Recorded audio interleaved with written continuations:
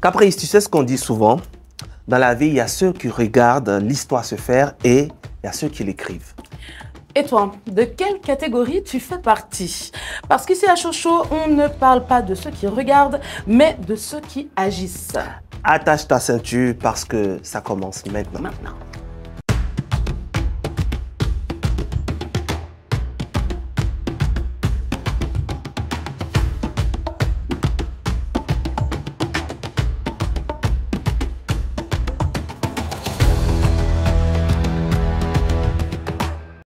Chaque samedi matin, c'est un véritable plaisir de vous retrouver dans Chocho, l'émission digitale qui a pris le pouvoir. Voilà, sur les réseaux et un peu partout ailleurs. Ma CP Jazz. Caprice, la robe là, elle est belle. Hein? Ça te plaît? Ben, merci Kimira Création pour cette magnifique robe. Voilà. Ça va, Caprice? Ouais, ça va. Tu vas bien? Aussi comment tu habilles. Tu aimes bien? Oui, Rocayapo, ouais, toujours. Hein. On aime beaucoup. On pas sorti en plus, tu vois. C'est vrai, hein, c'est un peu blanc, noir, ouais, gris, noir. Ouais. Les gens ont commencé à penser que genre, le matin, on se voit, on parle ensemble. Mais c'est bon, on doit être concomitamment bien mis. Ouais, c'est ça. Mais bon, assez parlé de nous. Assez parlé de nous. Notre invité du jour est une figure incontournable dans son domaine. Il a marqué son époque et continue de repousser les limites de son art. C'est un acteur, un entrepreneur et un visionnaire. Ah ouais, mais nous, on ne voit pas déjà qui est sur notre plateau. Vous aussi, vous ne voyez pas. Parce que Flamme n'a pas encore parlé. Flamme, qui est-ce qu'on reçoit aujourd'hui? Hello, Monsieur Kaloubi Goulian Émile Guy. Lou, non, maintenant. Il est bien plus qu'un acteur talentueux. Il est un véritable pilier du cinéma ivoirien. Depuis ses débuts, il s'est distingué par son jeu authentique et sa capacité à incarner des personnages aussi profonds que variés qui résonnent avec le public ivoirien et au-delà. Avec la carrière riche et diversifiée qui est sienne, Guy Kalou s'est imposé comme l'une des figures incontournables de l'industrie cinématographique en Côte d'Ivoire et en Afrique. Mais son influence ne s'arrête pas à ses performances à l'écran. En tant qu'entrepreneur et véritable ambassadeur du cinéma ivoirien à travers le monde, on peut dire sans hésitation que Guy Kalou a activement participé à la promotion de celui-ci. En effet, à travers son label Babyhood, il a su insuffler une nouvelle dynamique au cinéma ivoirien en soutenant la production de films locaux, en contribuant à l'essor de jeunes talents et en mettant en lumière les réalités socio-culturelles du pays. Non, Guy Kalou n'est pas seulement un artiste, c'est un visionnaire et un catalyseur de changement pour une industrie en pleine ébullition. On l'accueille, s'il vous plaît. Bienvenue sur notre plateau. Merci Caprice. Bonjour. Bonjour Frangin. Ça Comment fait plaisir ça va? de te revoir. Ça va bien? Ouais, ça va, ça va. Pour un samedi matin, ça va. Merci d'avoir accepté notre invitation. Merci d'être ici sur Chocho. On va parler aujourd'hui de ta carrière, on va parler de tes engagements, on va parler de ce qui te touche, de surtout beaucoup d'anecdotes. Et on a une rubrique justement que j'aime. Des anecdotes? Oui, des anecdotes. Ah bon? On aime bien ça ici. C'est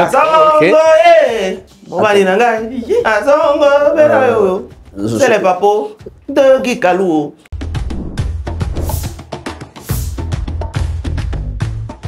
Alors Guy, ici on veut du léger, du croustillant, des petits secrets que personne ne connaît encore sur toi. On commence simple, ça va?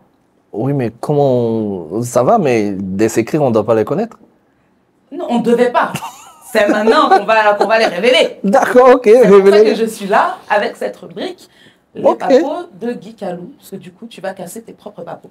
Waouh. Tu es prêt? Ready. On est parti. Tu dois tourner une comédie romantique. Tu choisis quelle actrice ivoirienne pour jouer ton amoureuse? Aujourd'hui, tout de suite dans ma tête, ça me vient Evelyne Ailey. Ailey, ouais. D'accord. Pourquoi? Elle a quelque chose d'assez particulier qui la garde entre l'Afrique et le modernisme et qui fait d'elle, je pense, une actrice qui est bourrée de talent en fait. Je ne dis pas que les autres ne le sont pas, mais si tout de suite, effectivement, je devais choisir avec qui je dois jouer là, un film, qu'il soit chaud, qu'il soit froid, oui, Evelyne Ailey. Ouais. Que tu penses. Ouais. D'accord. Quel est le rôle que tu as déjà accepté ou refusé, mais que tu as regretté justement d'accepter ou de refuser? Regretter de refuser.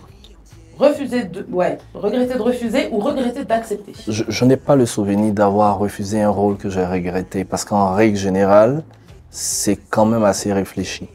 Ouais. Donc je n'en ai pas le Et souvenir. un rôle que tu as regretté d'accepter?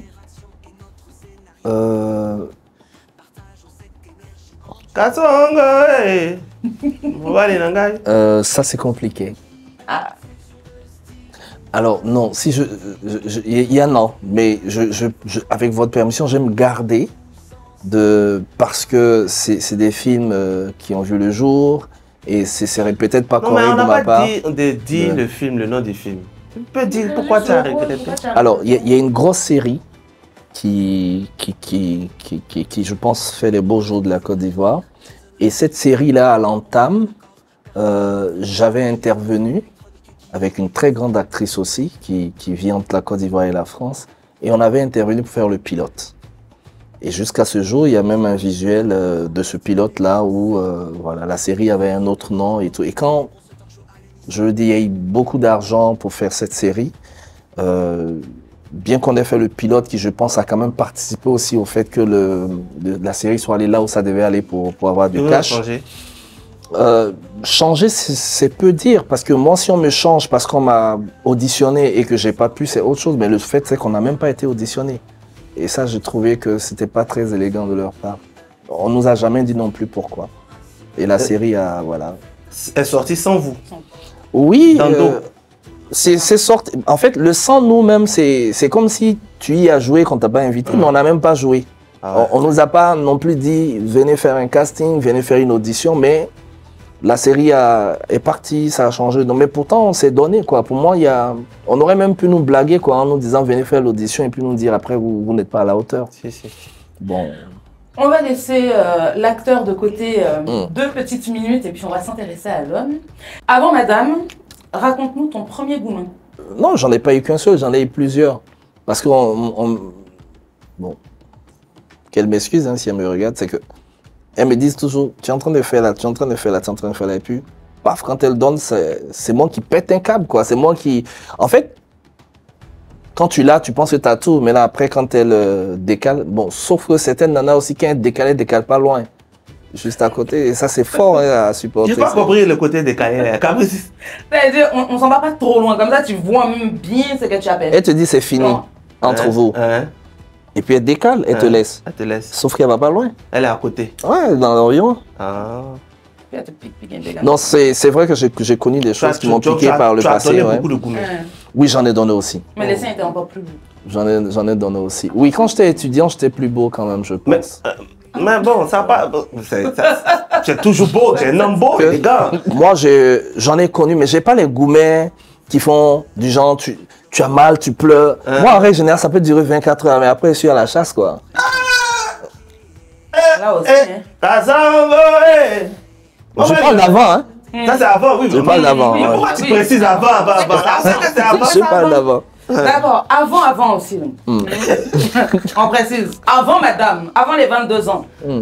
Tu étais plutôt syndicaliste. Le transport, c'est 2000. Chacun se débrouille pour venir et rentrer. Ou plutôt très généreux quand on aime, on ne compte pas. Je n'étais rien de tout ça parce que j'en avais pas. Non, j'en avais pas. Même 2000, ils ne donnent pas. En fait, on était toujours d'accord sur le fait. Et d'ailleurs, moi, je pense que ce soit au lycée, que ce soit à l'université, c'est elle-même qui se débrouille pour me donner le gap. Parce que moi, il n'y a rien. Donc ça, faut même pas... Non, faut même pas t'attendre. C'est elle-même qui te donnait la gars. C'est elle-même qui donnait la gars. Moi, j'avais pas. D'accord. Écoute Guy, c'est tout pour tes papos. Ouais, c'est tout pour tes papos. C'est parti pour Au Chaud.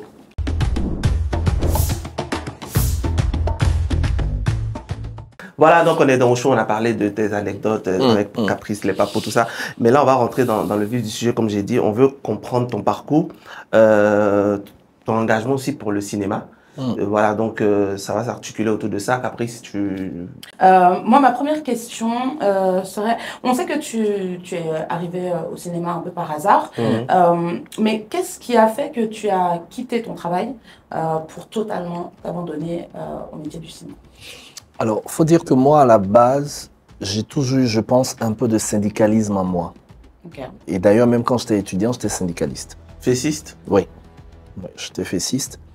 Et je pense qu'en moi a toujours existé ce désir profond de se mettre au service d'une cause.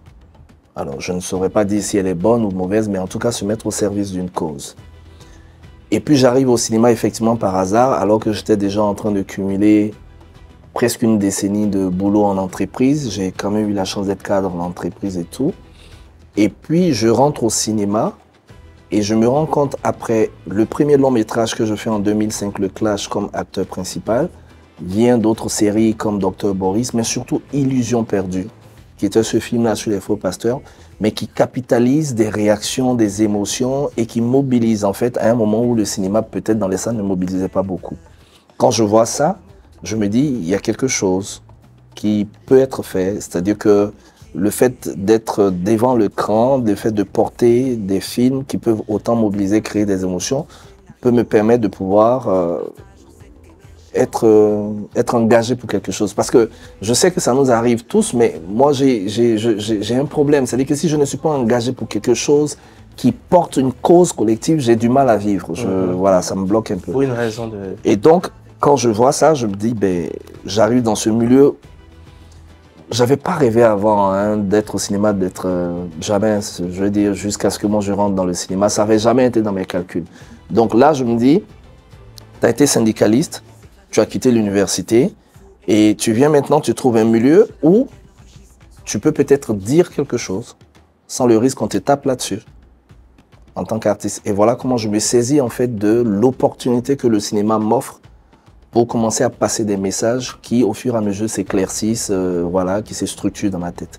D'accord. Avant d'arriver là, tu as parlé du Clash en 2015, c'est ça? 2005. 2005. Ouais. Alors, le Clash, quand tu retrouves... D'ailleurs, cette année, je vais faire 20 ans de carrière. Ouais. Oui, parce que ça fait de 20 ans, effectivement. Ouais. Quand tu arrives dans le Clash, ta première fois devant les caméras, tout ça, comment ça se passe? J'ai eu beaucoup de chance. Une anecdote là-bas? Oui, alors, non, oui. Alors, le Clash, il y a peut-être des anecdotes. Celle qui m'a marqué le plus, c'est que... ouais, ça, je peux le dire.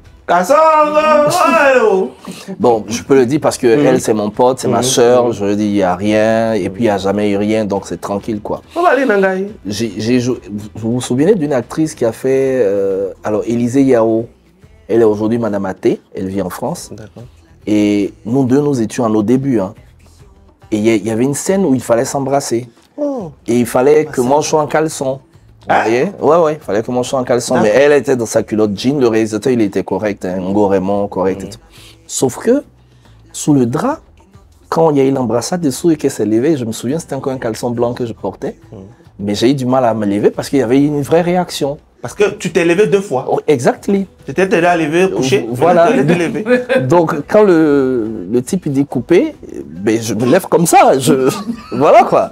Ça, oui. Mais ça, c'est les débuts où tu ne maîtrises pas les choses. Tu confonds la réalité et le plateau. Ça, c'est les débuts. Et les premiers cachets, Oui. est-ce que ça t'a permis de vivre que de ça? Ou tu as dû faire des choses à côté pour pouvoir... Oh, moi, quand j'étais en entreprise, j'étais quand même bien payé à l'époque. J'ai été responsable sponsoring événementiel pendant 10 ans, responsable des opérations terrain, après responsable marketing opération. J'ai travaillé dans la cosmétique, j'ai travaillé dans l'agroalimentaire, et puis bon, après, je me suis consacré entièrement au cinéma. Mais disons qu'à l'époque, comme j'avais un salaire, ce qui venait du cinéma était un peu comme juste une valeur ajoutée. Donc, c'était pas le plus important pour moi. C'était pas la chose la plus importante. Donc, je peux dire qu'à cette époque, même quand on touchait 300 000 francs ou 200 000 francs pour un projet, bon, le plus important pour nous, c'est qu'on commençait à avoir un visage, on commençait à avoir une personnalité, on commençait à... Voilà, donc, Mais du coup, à quel moment financièrement ça t'a suffi? Le cinéma t'a suffi?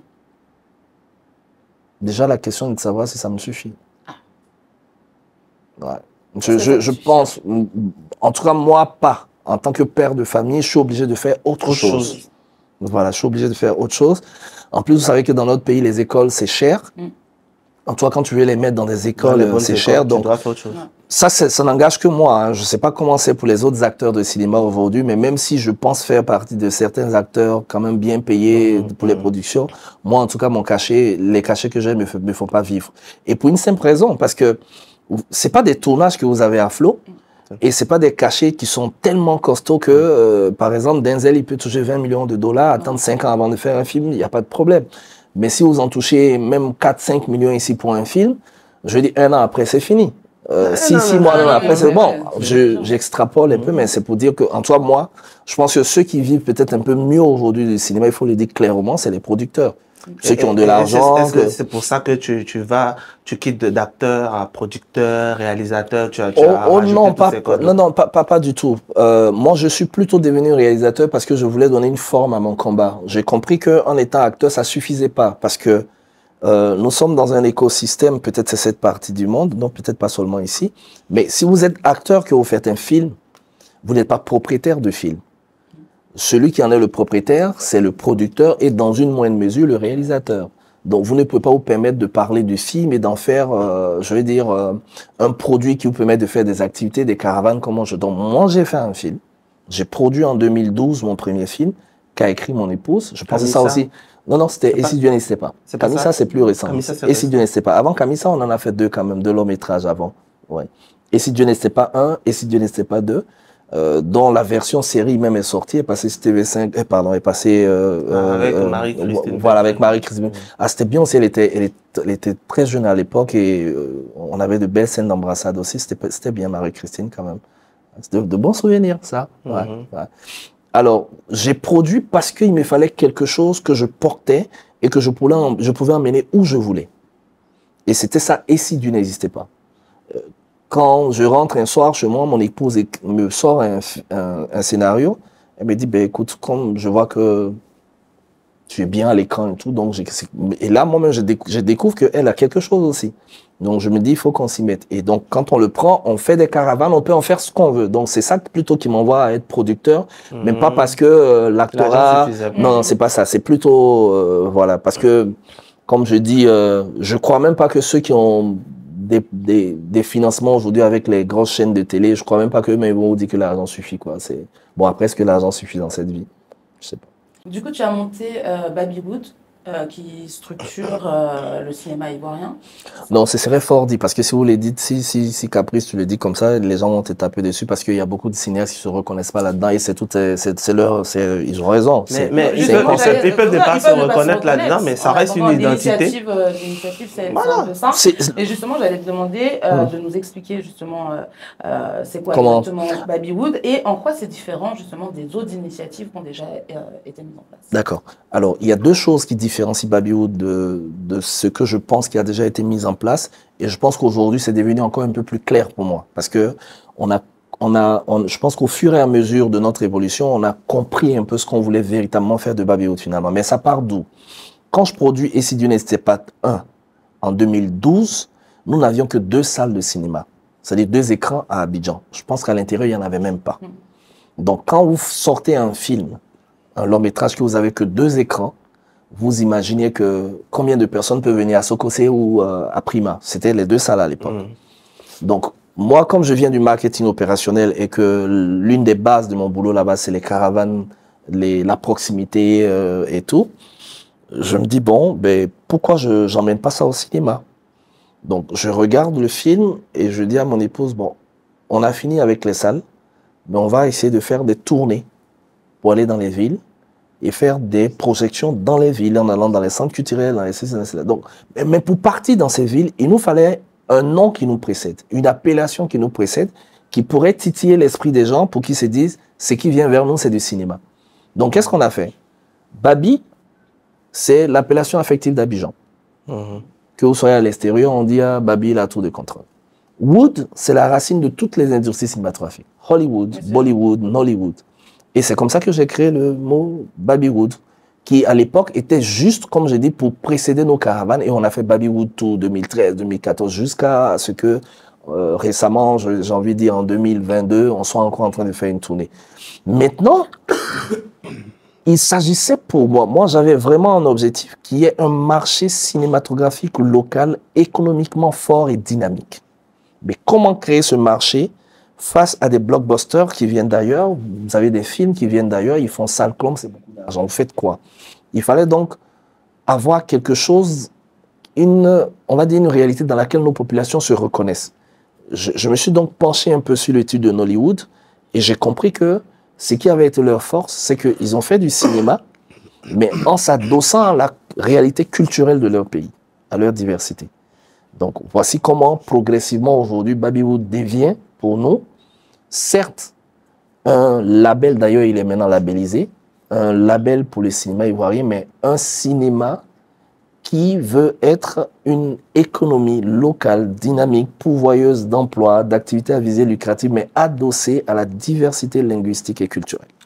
Est-ce que tu penses que, parce que on peut parler d'autres industries, Babywood, il y a Nollywood, il y a Hollywood, il y a tout, Bollywood, les Indiens, là, comment on appelle? C'est ça, Bollywood. C'est ça, Bollywood et tout. Est-ce que tu penses que la Côte d'Ivoire aujourd'hui peut imposer son cinéma là dans le quota de toutes ces industries-là? Parce qu'aujourd'hui même, on vous voit, vous êtes à... Je dis vous, parce que c'est l'industrie assez absent des plateformes comme Netflix ou même Amazon Prime et tout.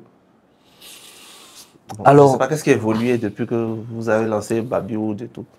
Alors, déjà, Babywood, j'ai envie de dire, on n'est pas encore suffisamment fort économiquement pour pouvoir déployer tout ce qu'on prévoit.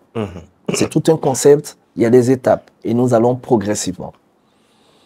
Je pense que globalement, le cinéma ivoirien est connu de par ses visages, de par certains de ses réalisateurs, par exemple comme Philippe Lacotte, qui aujourd'hui fait des films aux États-Unis et tout. Mais c'est l'industrie elle-même qui n'est pas connue. Sinon, il y a des visages qui sont connus. Maintenant, il faut donc tout un travail autour, et je pense que c'est ce que quand même le ministère de la Culture est en train d'essayer de faire. Il y a un beau travail qui se fait quand même avec la ministre Remarque. Il y a des lois qui sont en train d'être votées. Et tout ça, ça va créer vraiment, si vous voulez, les bases qui vont permettre que les gens, peut-être à un moment donné, aient confiance. Alors, notre industrie, moi, à mon avis, ça n'engage que moi, c'est que on peine justement à être connu à l'extérieur, mais parce que nous n'avons pas nous-mêmes un marché. Vous savez que si vous allez faire une compétition, je prends un exemple, vous allez faire la CAN, mais quand vous arrivez là, pourquoi vous effrayez les gens? Parce que vous avez des joueurs peut-être qui jouent dans des gros championnats, ou bien parce que vous avez un championnat local qui lui-même est respecté. Mais nous, on veut déjà prendre une place sur des marchés, alors que nous n'avons pas de marché. Pour moi, il y a un gap. Mais comment faire en sorte que ce marché-là, il existe? Mais clairement, à mon avis, il faut que nos décideurs, à un moment donné, se disent, on injecte des milliards là-bas, que les gens fassent des films, que ça bouillonne, et puis après, à un moment donné, je pense que le Sénégal l'a fait à un moment donné. Le Sénégal a un fonds où ils ont injecté de l'argent au départ, mais ce n'était pas des fonds où il fallait rembourser, par exemple. Ils choisissaient les bons films, et puis les gens, ils venaient au FESPACO avec les Alain Gomis, avec les Moussa Touré, ils ont gagné plein de prix. Donc, il faut injecter de l'argent pour titiller la créativité, et puis voilà. Mais en même temps, en injectant de l'argent, il faut aussi créer tout le circuit de distribution. Moi, je me dis par exemple qu'un pays comme la Côte d'Ivoire, ça c'est mon avis, devait avoir son propre Netflix. Ça, c'est ce que moi je pense. Mais il y en a, sa propre plateforme. Il y a des gars qui font des plateformes, mais c'est vrai que peut-être que derrière, c'est pas soutenu ou bien... Mais justement, ils ont besoin de moyens parce qu'une plateforme, ça s'héberge. Pour que vous ayez du volume à héberger, pour que vous puissiez héberger du volume, il faut payer des espaces. Il faut que les gens aient... Déjà, il faut avoir une bonne base d'Internet. À combien ils vont faire? Donc, pour moi, c'est des gens qui doivent être nécessairement aidés. Autant on veut créer des salles de cinéma, c'est une bonne chose. Autant il faut peut-être avoir une plateforme qui est propre à nous. De sorte que, quand Netflix refuse nos films, et c'est leur... Ils ont raison. Ils ont raison. Ils disent qu'ils ont des codes que nous, on ne respecte pas. Mais quelqu'un dit on ne respecte pas ces codes. Mais nous, on a qu'à créer nos propres codes. Moi, c'est comme ça que je vois les choses. Nous, on veut tout faire pour rentrer dans leur code. Mais ils disent que nous, on ne rentre pas dans leur code. Mais ça, ce n'est pas parce que vous ne faites pas bien votre travail que vous ne rentrez pas dans leur code. Parce que les films nigériens entrent dans les codes, ils y arrivent. Mais pourquoi vous n'arrivez pas? Mais pourquoi l'on pense que c'est eux qui ont les bons codes? Ça, c'est la question qu'il faut se poser. Non, mais à partir pourquoi du moment où on donne des... C'est comme, je sais pas, une ligne éditoriale, si on donne une ligne éditoriale... Oui, mais pourquoi la ligne éditoriale vient de là-bas? Pourquoi nous, on ne fait pas notre ligne éditoriale? On ne peut pas aujourd'hui imposer quelque chose à l'Inde. Mais parce qu'ils consomment leurs films. Même si tu ne veux pas, ils vont consommer leurs films. Netflix n'a pas imposé quelque chose au Nigeria. Ils ont plutôt fait la cour au Nigeria.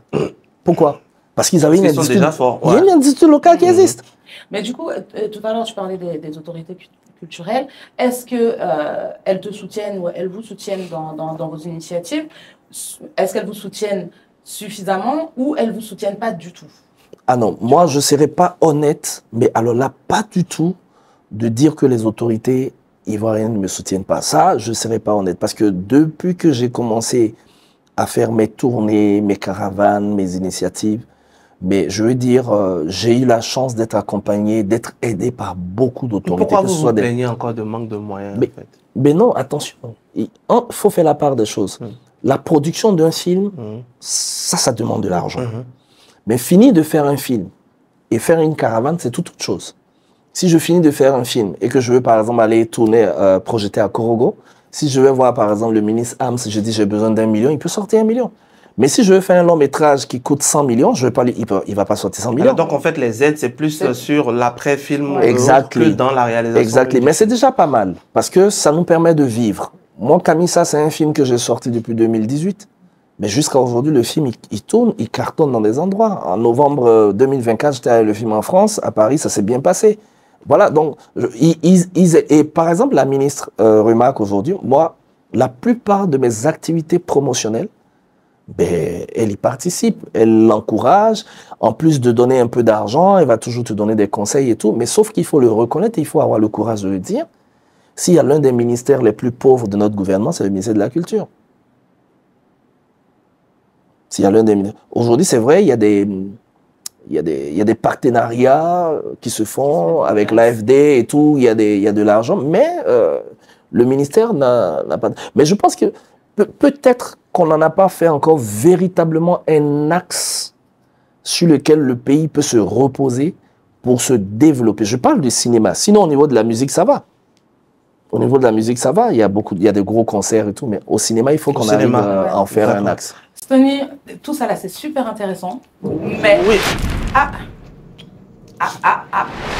Alors, on a le premier coup de flamme. Je t'explique le concept. Quand tu entends la flamme qui résonne et autres, ça veut dire qu'il y aura notre voix qui s'appelle Flamme qui va justement te poser une question à laquelle tu ne peux qu'il ne peut pas refuser. Tu dois forcément répondre ou un gage. Il n'y a pas de joker. Voilà, c'est ça. Oui, Flamme, nous t'écoutons. Monsieur Guikalou, nous savons que tu es un grand acteur, mais est-ce que tu peux jouer une scène totalement what the fuck, comme si c'était du grand cinéma?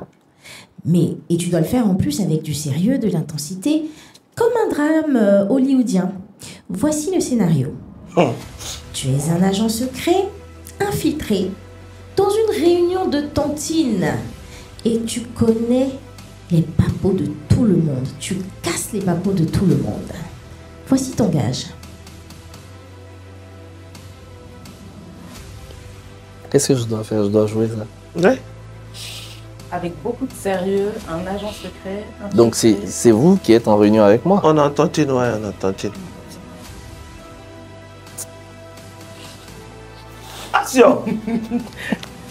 On n'a même pas de clap aujourd'hui. Il n'y a pas de clap. On n'a pas de clap aujourd'hui. Action. Donc, pour le mois de janvier, là, tu as payé un retard. Mais tu as dit que quand tu n'envoies pas comme ça, on ne peut pas donner aux autres. Tu vois, Madame Kalou, celle qui vend manioc là, à son tour, elle a payé vite. Elle s'est fâchée. Elle n'a pas aimé. Tu as payé un retard. Il faut payer à l'heure. J'ai payé à l'heure. Non, parce que toi, tu n'envoies pas ton enfant vite. Quand c'est pour prendre, tu es premier à prendre. Ça, là, je n'aime pas. Et Madame Besongui, vous aussi, faites attention. Vous envoyez là la demi-demi. Comme ça, c'est pas bon. C'est pas bon. Nous, on a besoin d'argent vite pour dégager les choses. Ce que je trouve surprenant chez vous, c'est que c'est vous qui interpellez les autres, alors que dans tout le point que j'ai, vous manquez à beaucoup de points de cotisation. Moi? Attendez, vous parlez de qui, moi? Merci. savez très bien que je suis totalement en contact avec toute la comptabilité de notre organisation. Monsieur Kofi, c'est vous qui lui avez dit ça? Toujours c'est toi qui parles pourtant. Mais en même temps, il n'y a pas que lui. Moi, je suis pas dedans. Ah. Moi, je suis très réglo. C'est vrai. Vous êtes réglo. C'est vrai. Vous êtes réglo parce qu'en fait, vous faites toujours en sorte de faire croire que c'est vous qui payez.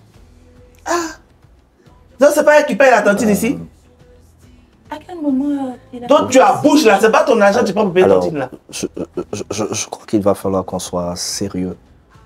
Parce que les instructions que j'ai reçues désormais sont claires. Soit vous mettez à jour, soit on vous traque. Attends, lui là, il s'est pas bouqué même. C'est toi qui as organisé Tontine là ici.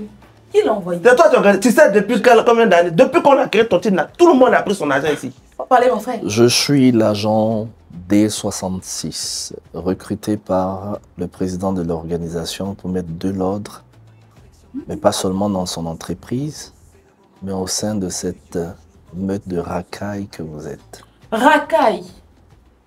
Racaille. Vous prenez le risque d'être peut-être la première victime. Non, non. C'est pas le risque. C'est pas beaucoup. Excusez-moi. On va donc arrêter de faire les oiseaux. Excusez-moi, agent. Vous avez 48 heures, Monsieur Stoney, Ouais. pour vous mettre à jour de toutes vos cotisations. On va faire. Faut t'écouter. Vous en avez- Quand les grandes personnes te parlent, faut écouter. Non, On va faire. faut pas qu'on parle. Faut Faut pas pas- qu'on on va- parle. Arrêtez! On doit partir à la pub. On a compris. Arrête.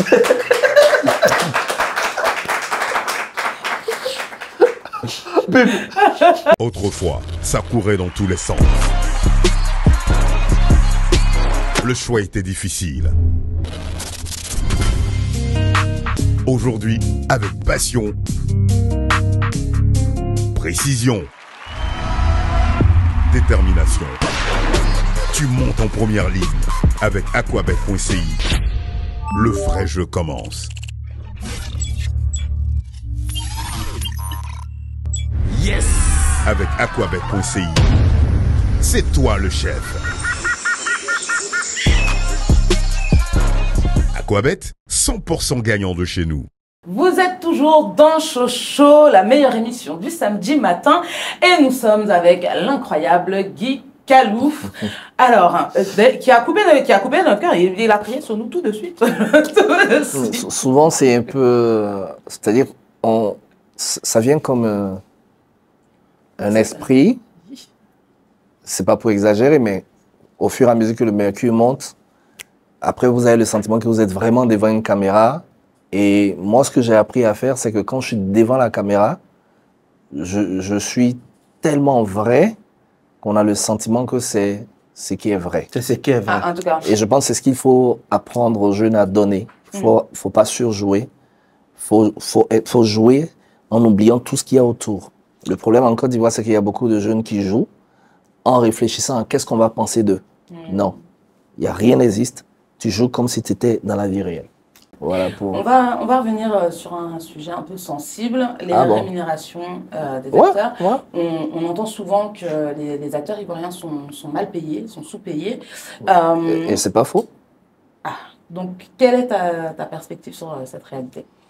Alors, moi, comme j'ai été producteur, du moins comme je suis producteur, aujourd'hui, il m'est difficile de tirer sur un producteur, surtout les producteurs indépendants. Je précise bien les producteurs indépendants. Parce que il y a les producteurs qui reçoivent de l'argent des chaînes de télé, des grosses sommes. Je pense que ceux-là, ils devraient payer quand même correctement les gens. Ça n'engage que moi. Mais il y a des producteurs qui grouillent pour avoir 5 millions par-ci, 10 millions par-là, pour essayer de faire... Mais souvent, même à leur corps défendant, ils ne peuvent pas donner plus. Il y en a aussi qui exagèrent, ça il faut le reconnaître. Il y en a qui exagèrent, qui... Mais je dis, ça reste tellement... Variable. Voilà, mais il faut reconnaître que c'est sous-payé. Mais c'est sous-payé parce que, encore une fois, comme je le dis, ce n'est pas un secteur où les gens mettent beaucoup d'argent. Nous, on a des grands frères qui ont beaucoup d'argent dans ce pays, qui ont beaucoup confiance en nous. Mais quand on va leur dire, je veux faire un film, aide mon grand frère, C'est un homme d'affaires. La première question qu'il te pose, Qu'est-ce que ça me rapporte? Guy, ça me rapporte quoi et quand? Parce que si je sors là un conteneur, là, tu me demandes 150 millions, je mets ça dans 2-3 conteneurs, en 3 Ça, semaines, j'ai c'est un autre rentabilisé. débat. Vous avez même envenimé votre secteur parce que dans le secteur, selon ce qui se rapporte, il y a ce qu'on appelle le droit de cuissage, excusez-moi, mais du harcèlement même sexuel. Il y a des actrices, par exemple, pour avoir un rôle dans une série ou dans un film qui vont passer à la casserole. Ça aussi, c'est des combats aussi que vous êtes amenés à mener. Alors, je suis très heureux hein, que tu abordes ce débat. Déjà, vous savez, si aux États-Unis il y a eu MeToo, mais c'est parce que là-bas c'était plus pourri qu'aucune autre industrie. Pourtant, Dieu seul sait comment les lois sont votées aux États-Unis de sorte que ça puisse aller traquer même le plus petit voleur dans un trou quelque part. Mais là-bas, il y a eu MeToo, avec tout ce qu'on imagine que ça a créé. Donc, si ça existe en Côte d'Ivoire, ce n'est pas nous, notre petite industrie, ça ne va pas exister, ça c'est d'un. De deux, je pense, moi, que en dehors de celles qui peut-être se sont vraiment retrouvées à faire ça parce qu'elles n'avaient pas le choix, moi, franchement, je pose toujours une question aux jeunes filles. Parce que moi, je mets au défi, je le dis là devant, donc, je mets au défi une actrice qui dirait qu'elle est passée dans le lit de Guy Calou pour pouvoir faire un film. Je mets au défi, je suis assis ici, ça disait... Si elle existe. Non, je le dis parce que je veux être à l'aise de parler. Mais je dis, combien on vous donne dans ce cinéma ivoirien au point que vous acceptez qu'on couche avec vous pour vous donner un rôle? Non, mais non, parce que là, tu ne peux pas pointer la faute des filles. Non, j'y vais progressivement, Caprice. Mais je dis, Caprice, à Hollywood, on peut dire, déjà même pour moi, ton corps n'a pas de prix. OK, mais à Hollywood, on peut dire, bon, ben, comme on sait qu'ils ont un système de communication puissant et qu'il y a des financements et qu'un cachet peut changer ta vie, mais on peut dire oui, ben voilà, un gars comme Harvey, il peut se permettre de coucher avec une fille, elle peut accepter. Parce qu'il peut changer toute ta carrière, toute ta vie, tu peux rouler en jet privé demain. Mais ici en Côte d'Ivoire, tu viens coucher avec Guy Calou, il coûte combien? Les filles qui tombent dans le panneau de ces mecs-là, je dis, mais excuse-moi, moi, je leur parle, je regarde ta caméra et je leur parle. Je dis, mes petites soeurs, mes filles, de grâce. Faut leur parler bien. Ne faites pas ça. Parce que je vous dis que ici, je ne sais pas qu'est-ce qu'ils vont vous donner. Ils vont vous blaguer. Je ne sais pas. Moi, je suis dedans depuis 20 ans. Quand vous venez au casting, venez pour vendre votre talent. Ne venez pas pour vendre votre corps. Parce que effectivement, il faut le reconnaître, effectivement, sur 10 filles qui viennent à des castings, très souvent, vous pouvez en avoir 7. Mais qui viennent vraiment à un défilé de stripteaseuses, quoi. Non, il faut le dire clairement. Donc, je dis, attention, attention. On dit, si tu fais un jeu de phare, que le gars, il répond à ton jeu de phare, tu es autant responsable que lui. Non, je suis désolée. Là, je suis absolument pas d'accord. Ça reste mon point de vue, chacun a son point de vue. C'est pour ça que c'est chaud. Oui, je suis absolument pas d'accord avec ça. Est-ce que vous, par exemple, Caprice, si vous venez à un casting, et qu'on vous dit... Non, je vous prends un exemple. En fait, mais je vous prends juste un cas pratique. Depuis tout à l'heure, on parle aux jeunes filles, Je ne sais pas à quel moment on parle aux hommes qui ont besoin de se tenir. Je suis désolée. Un homme normalement constitué, comme tu dis... mais ils sont pas normaux. Non, mais ils sont pas normaux. Non, mais c'est pas une raison. Dans ces cas-là, c'est pas aux filles de devoir constamment faire attention à la personne qui a... Mais aussi comprendre ce que le monsieur dit. Eux, ils sont déjà malades. On parle à ceux qui sont... Mais donc, s'ils sont malades, je suis désolée, ils doivent être enfermés. Oui, mais comment on les reconnaît? Il faut les dénoncer. On pointe du doigt les filles. Il faut les dénoncer. C'est vrai, on pointe du doigt les filles, on pointe du doigt les garçons, on pointe du doigt tout le monde. Je ne suis pas d'accord. Et vous savez quoi? Comme je ne suis pas d'accord, je pense que je vais quitter un tout petit peu ce plateau. Non, mais je quitte pour mieux revenir. Moi, je n'est pas d'accord. Je quitte pour mieux revenir. C'est maintenant l'Egbé de Stony.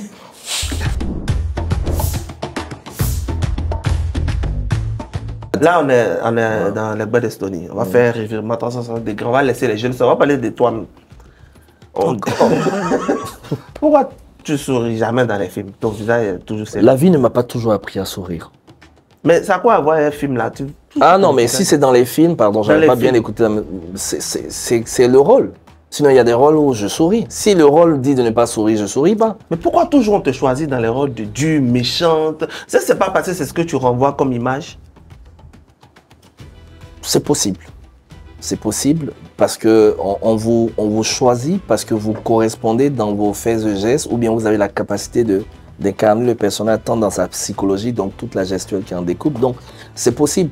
Mais je pense aussi que c'est parce que au fil de ma carrière, les gens se sont rendus compte que j'incarne bien ces rôles. Sinon, il m'est arrivé d'avoir des rôles où, quand vous prenez par exemple Brouteur.com, le gars, c'est un maniaque, le flic, il est toujours en train de sourire, en train de faire des trucs. Donc ça dépend du rôle. Mais en même temps, c'est vrai que je pense que je suis quelquefois très à l'aise quand même dans les rôles où je joue le méchant et tout. Voilà, parce que de mon avis, il y a plus à dénoncer qu'à applaudir dans notre société, quoi. Là, c'est dans la vraie vie, c'est comme ça que tu es. C'est comme dans les films, là. Quelqu'un qui rit pas? Ouais, qui rit pas. Est-ce que souvent il y a des gens qui t'abordent, qui te disent « Moi j'aime bien tes films, mais souvent tu fais trop peur ». Oui, souvent ils le disent, mais ils se rendent compte tout de suite là que le mec, il est vraiment différent. Et ça, c'est bien aussi parce que ça permet aux gens de comprendre qu'il faut faire une sacrée différence entre le personnage et la personne. Et moi, j'ai beaucoup de chance. C'est curieux. Bien que je fasse plus beaucoup de films, mais partout où je passe, il y a toujours des gens pour faire des photos, même des cadres, des gens. Mais quand ils viennent, en règle générale, quand ils finissent de faire la photo, ils disent « Ah, mais on ne savait pas que tu étais... » Mais je suis très... Non, je suis différent. Ouais, je suis Guicalou n'est pas ce qu'on voit dans les films, méchant, austère. Ben non, pas du tout. Pas du tout. Je pense même que si j'étais méchant, je serais déjà riche. C'est parce que je ne sais pas être méchant que je ne suis pas encore riche. Est-ce qu'on t'a déjà proposé de jouer dans un film amoureux où tu seras doux, fragile, tout ça? Interprète avec Kadi, c'était doux, c'était amoureux. Ouais, ouais, j'ai joué et le doux et le gars rustre, tout, le jumeau. Ouais, interprète, c'était ça. Donc les films doux amoureux là, tu veux bien faire ça? Ah oui, bien sûr. Tu aimes bien? Ah oui, bien sûr. Ça dépend juste de quel est le message qu'on veut passer à travers ce film. Parce que après, pour moi, il ne faut pas être amoureux dans un film juste pour être amoureux. Il faut que votre histoire d'amour là aille vers une thématique qui enseigne les gens, qui dit quelque chose. Ça, c'est important. Donc, pour ceux qui... la flamme encore. La flamme encore. Oui, Stony, je ne pouvais pas ne pas Cette fois, c'est quoi? Vous parliez de romantisme, ça m'a fait réagir. Alors, monsieur Guicalou. Monsieur Guicalou, là, la flamme aussi, là, c'est blessé. J'ai failli me blesser. Quel est ton chanteur préféré de tous les temps? Soumbil. Ah ouais? D'accord. Ouais, ça tombe bien parce que ton gage est de nous chanter un bout de ta chanson préférée de Soumbil. C'est quoi la chanson préférée de Soumbil que tu... Bon, normalement, presque toutes ces chansons sont mes chansons préférées. Mais bon. Qu'est-ce que tu veux chanter là maintenant? Toi et moi, je sais pas, regardez, je sais pas si... Non, il n'y a pas de musique, hein. C'est a cappella. Ah, c'est a cappella? Ah, a cappella. J'aime bien l'un et l'autre. Ah, vas-y. C'est payant? C'est pas... C'est émission là. C'est parti. Aimer les autres, c'est aimer Dieu. Aimer les autres comme soi-même, c'est aimer Dieu. Aimer son prochain et tu auras la paix du cœur. Aimer les autres, c'est aimer Dieu. Atagubitu, alalubitu, atatabu. On peut avoir le paradis si l'on n'a pas la foi. On ne peut pas avoir la foi si l'on n'aime pas son prochain. Dieu a tellement aimé le monde qu'il a donné son Fils unique, afin que quiconque croit en lui ne périsse jamais. Et non, qu'il ait la vie éternelle. Aimer son prochain, c'est aimer Dieu. Ah, bravo. C'est bien, hein, tu chantes bien. Moi, je suis une casserole, hein? C'est vrai. Oh, peut-être que je chante pas forcément bien, mais Soumbil, il fait chanter bien. Moi, j'aime bien Soumbil. Moi, j'adore aussi Soumbil. C'est bon. Je pense que Soumbil, les gens le connaissent pas. Ah bon? Voilà, ils connaissent pas sa profondeur en termes de texte. Et les puristes connaissent. En tout cas, si tu connais la musique, tu connais. Merci, vraiment, c'était les bains de Stony. Là, on va rentrer directement dans une autre phase et ça s'appelle « À ma place ».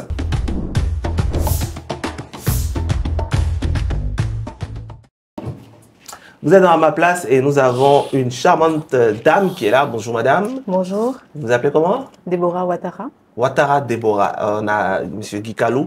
Vous avez 2 questions à poser à Guicalou, on vous écoute. D'accord. Alors, il y a 2 questions pour vous. La première, je viens d'être prise dans un film dans lequel je dois embrasser langoureusement mon partenaire à l'écran. Tu dois faire quoi? Embrasser langoureusement mon partenaire à l'écran. Oh! Avec...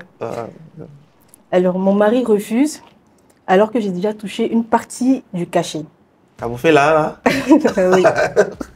À ma place, que feriez-vous pour le convaincre? Ah ouais. Avant de vous dire qu'est-ce que vous devez faire, je vais vous dire ce que vous auriez dû faire. Parce que quand on vous appelle pour un film, avant de vous engager dans le contrat, logiquement, vous lisez le scénario. Donc vous savez que dans ce scénario-là, il y a une partie où vous devez embrasser langoureusement. Si vous êtes marié, la logique voudrait que vous en parlez à votre mari avant de vous engager. Si vous avez donné son accord au départ, il ne se serait pas rébiffé forcément. Mais vous lui avez dit peut-être je vais être actrice, mais vous ne lui avez pas dit que je vais embrasser langoureusement. À votre place, je vais rembourser leur argent et puis je viens sauver mon foyer. C'est le plus important. Ah bon? Ben oui. Ah. Est-ce qu'elle n'a pas l'argent maintenant qu'elle a fini de bouffer? Je ne crois pas que l'argent soit plus important que le fait de... Si vraiment elle aime son mari, l'argent ne peut pas aller... Mais ça crée des problèmes comme ça, les histoires d'embrasser dans les films. Oui, mais parce que les gens ne se parlent pas. Est-ce que toi, tu as déjà eu des problèmes comme ça avec mon épouse?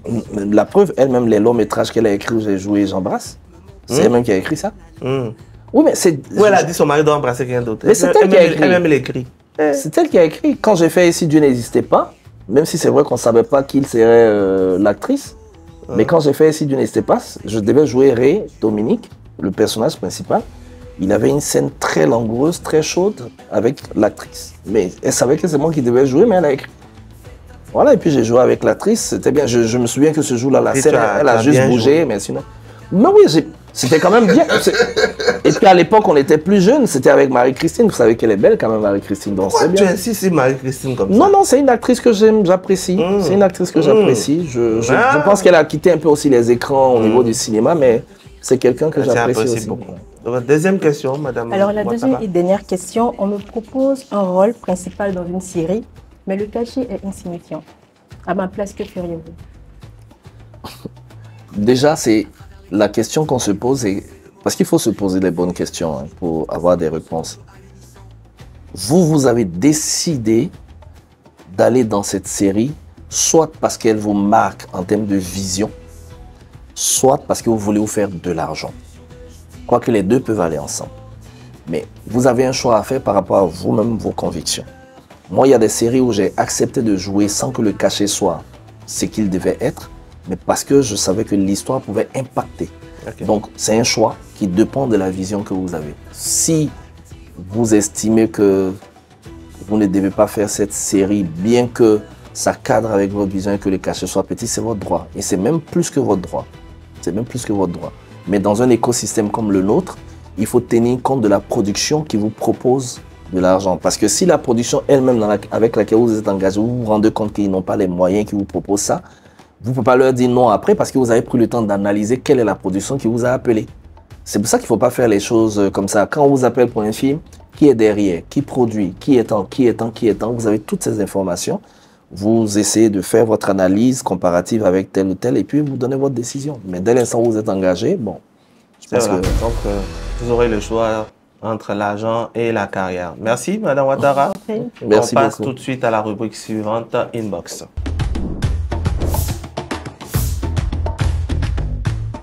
Je suis de retour pour arriver dans Inbox. Et pour ce faire, je vais laisser la parole à Flamme. Est-ce que tu te verrais un jour jouer dans un long métrage avec ton épouse? Ben oui, pourquoi pas. C'est quand même Tom Cruise, c'est de gros acteurs. Oui, si ça arrivait, Dieu merci. Mais bon, je veux dire, si j'avais un choix à faire, je dirais que mon plus gros rêve, c'est de jouer avec Denzel, quoi. Ouais. Parce que lui, je le suis, je le sens. Voilà, c'est quelqu'un avec qui je peux jouer sans demander un rond, quoi. D'accord, je vais voir comment je peux arranger ça. Je vais essayer de passer un coup de fil Bien sûr, bien sûr. Merci beaucoup, Flamme, pour cette inbox. Alors, Guy, aujourd'hui, on a traversé ton parcours, tes engagements, Babywood, ton combat pour l'industrialisation du cinéma ivoirien et même tes choix de carrière. Mais il y a encore un sujet sur lequel on veut revenir avant de se quitter, parce que c'est déjà presque la fin de cette émission. Oui, et c'est important parce que dans... Je parle de films, c'est pas juste les films et les plateaux où tu marques ton empreinte. Il y a aussi l'initiative d'un grand projet, ton festival du film. Ça s'appelle Film. C'est ça, Film d'Abidjan. Ouais. Film d'Abidjan. Film, c'est Festival international des langues maternelles d'Abidjan. Pourquoi tu crées ton propre festival et c'est quoi l'objectif? Au fond, ce n'est pas créer mon propre festival, mais je me disais qu'il fallait une plateforme qui promeut et révalorise les langues maternelles ivoiriennes et africaines à travers le cinéma. Parce que nos langues se perdent. Ce sont des trésors, ce sont des héritages, nos langues se perdent. La transmission de génération en génération est totalement bloquée aujourd'hui. Alors que on vous dira qu'un peuple qui perd sa culture, c'est un peuple qui n'a plus d'âme. Et ça se perçoit aujourd'hui dans l'éducation de nos enfants. Nos cultures regorgent de valeurs éducatives qui doivent être nécessairement transmises. Mais même quand vous voyagez, Stony, je pense que vous bougez, vous allez en Asie, vous allez même en Amérique et tout, vous allez même en Amérique latine, mais les gens, ils continuent de conserver leur langue. Nous, il n'y a pas de raison qu'on les perde. Alors moi, je me suis dit, l'une des meilleures manières de les conserver, c'est de faire en sorte qu'elles soient utilisables à l'écran. Puisqu'on est tous trop écran aujourd'hui. Donc, comme moi, je suis dans le cinéma, je dis, bon, ben, autant on peut nous doubler des films qui sont en anglais et ça vient ici en français. Donc, essayons de les doubler dans nos langues. Et donc, le film Kamisa, par lequel on a bien voulu commencer parce qu'on avait déjà des versions, à ce jour, il est doublé en 7 langues ivoiriennes et africaines. Quelle langue? Baoulé, Agni, Bété. Agni, c'est que c'est bon, ton film a réussi. Hein? Bété. Donc, je reprends Baoulé, Agni, Bété, Sénoufo, Malinké, Gouro et Moré. Mais ces choix aussi n'ont pas été fortuitement faits. Parce que comme le film, il parle aussi des grossesses en milieu scolaire, vous avez dedans, en fait, la plupart des régions les plus touchées depuis ces 2 dernières années. Le Poro, la Nawa, c'est des régions qui sont très touchées par le phénomène des grossesses en milieu scolaire. Donc, on essaie de résoudre 2 choses. C'est de mettre nos langues maternelles à l'écran. Et aussi sensibiliser sensibiliser. Mais pourquoi un festival? Parce qu'on s'est dit, la meilleure façon de pérenniser ce combat, c'est de l'inclure dans une activité qui sera pérenne. Donc, chaque année, dans le cadre du 21 février et du 21 mars, parce que le 21 février, c'est décrété par l'UNESCO, Journée internationale de la langue maternelle. Le 21 mai, c'est décrété par l'UNESCO, Journée internationale du dialogue des peuples et de la diversité culturelle. Donc, à cheval, entre ces 2 dates-là, chaque année, nous, on va faire le Festival international des langues maternelles. Cette année, on commence avec Kamisa, mais l'an prochain, on prendra d'autres films qu'on va chaque fois doubler dans des langues ivoiriennes et africaines et qu'on va exposer dans un festival que les gens pourront venir voir.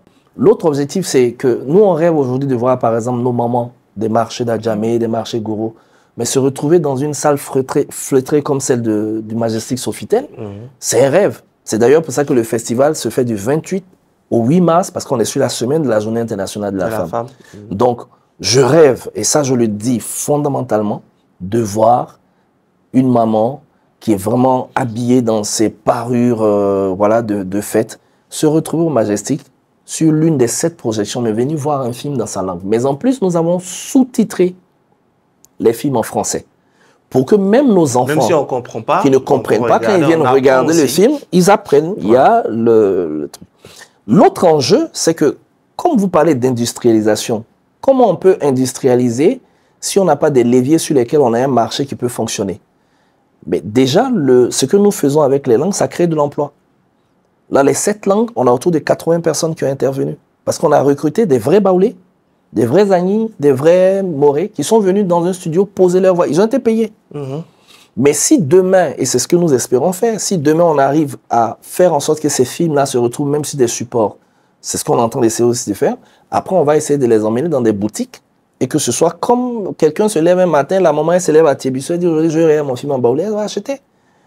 Les Nigérians l'ont fait à un moment donné. Donc, promouvoir les langues, promouvoir l'employabilité à travers le cinéma, promouvoir un marché une économie dynamique adossée à la diversité culturelle. Mais il faut dire qu'au-delà de tout ça, il y a le fait qu'en promouvant les langues, on promeut notre culture. En promouvant notre culture, on promeut notre diversité linguistique. Et en le faisant, on renforce la cohésion sociale. Merci beaucoup et je pense que tu es un bel exemple et tu vas nous le prouver tout à l'heure en concluant cette émission. Ton dernier mot de fin en gourou, face à cette caméra. On te parle beaucoup de langues en gourou. Voilà, ça sera le mot de fin. Nous, on va sous-titrer. Alors, Antino en Wunu, Stonine en gourou vocale. Kale Zanri, il est quoi que cadrele, alignant ko krele donc ka fay bora ka si fleyo ka si feyo ka si nyana la o ka fay bora ye kada ka go ye hotel ivoami ka wo fa waye le cadre nena ye ka man weyan 28 février 8 mars kabra kada bruno bawle no ni no Mosi nous, bere nous, au faibra, parce que cadrer oui non, vraiment très rare oui, bah des cas vous drôle. C'était magnifique, c'est vraiment la fin. Ça va. Tu veux faire un doula pour terminer? Non, ça va aller, merci toi, beaucoup. Tu as perdu? Non, pas du tout. Tu peux pas? Comment? On est à la fin. On est à la fin de l'émission. Non, mais ce serait bien que tu viennes voir le film en malinqué. En malinqué. Mais bien sûr, elle comprend pas. Oui, c'est pas grave, tu vas. Moi, j'ai dit, elle n'a pas grandi ici, elle n'est pas née ici. Tony, lui, c'est sûr, il va venir voir en Agni. Et puis bon, lui, il faisait déjà des choses en Agni. Voilà, moi, je veux. Mais en plus, nos langues sont belles à l'écran. Je vous dis, c'est. Mais je parle pas, mais mes enfants parlent. C'est bien. Chocho is finished. Mais avant la dernière question. La question Blé Goudé. Je laisse toujours un peu de temps parce que j'aime bien leur tête. Blé Goudé. Oui, la question Blé Goudé. Voilà. Je parle pas politique, hein. Non, la question Blé Goudé. Bon, Blé Goudé, il est connu pourquoi? À part la politique. Alors, déjà, moi. Non, à part la politique, il est connu pourquoi? Oui, mais c'est proverbe, non? Oui, c'est proverbe. C'est ça la question Blé Goudé. Oui, mais je veux quand même dire que moi, j'ai connu Blé Goudé. Moi, j'ai été Fessis. Voilà, Zadig Bapé, on l'appelait le génie du pot. C'était ton secrétaire général? Oui, il a été. Moi, quand j'ai commencé la Fessis, c'était Blé qui était là. Ah, d'accord. Oui, c'était Blé Goudé qui était là. Après, il y a eu Dibo Pieux. Après, il y a eu QOCG. Mais c'était lui qui était là, le génie du pot. Donc, c'est ça. Je l'ai vu ici pour le syndicalisme. Voilà. Nous, notre question Blé Goudé, c'est quel est ton proverbe ou citation préférée? Comme il fait l'anglais, il fait proverbe. En gros, son proverbe préféré en gros. S'il y a arbre, c'est qu'il y a singe. S'il y a arbre, c'est qu'il y a singe. Vous savez quoi les arbres et les singes de tout là? C'est vrai. S'il y a arbre, c'est qu'il y a singe. L'un des proverbes préférés de Blé Goudé, c'était ça veut dire quoi? S'il y a arbre, c'est qu'il y a singe. Bon, moi, je pourrais traduire ça autrement. C'est-à-dire que si tu viens te poser sur ma vie, c'est passé ici là. Ah, d'accord, je comprends. S'il y a Chocho, c'est qu'il y a Béré. S'il y a Chocho, c'est qu'il y a anecdote. S'il y a ces choses, c'est qu'il y a bon invité. Aujourd'hui, on a eu bon invité. Mesdames et messieurs, merci de nous avoir suivis. Caprice. Oui, bon merci beaucoup. Toi aussi, merci passe beaucoup. Un très bon week-end. On se retrouve samedi prochain, même heure, même endroit, avec un invité tout aussi exceptionnel. Passez un excellent week-end et surtout, restez Chocho. Merci.